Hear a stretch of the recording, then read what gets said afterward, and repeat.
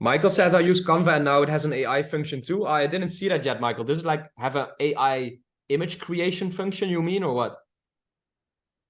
Yeah, it does. You just type in what you want and then it works with it. And it's pretty user friendly. The first time I used it was yesterday because I was trying to create something I needed for a thumbnail because I couldn't find it anywhere in any of the photos. So I just kind of created it, and it took me about 10 minutes playing around with it, and it just kind of asked and would say, do you want more like this? And you just kind of get more descriptive with it, and it popped something up that worked for me. So, Right. but it's Interesting. something on Canva now that they have. Yeah.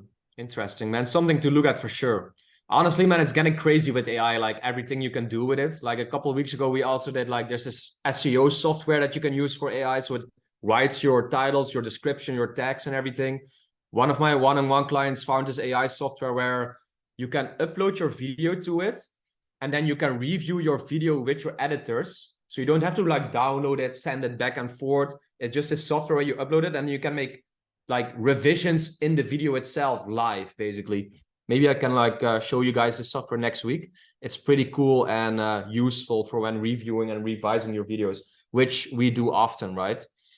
So that's cool too.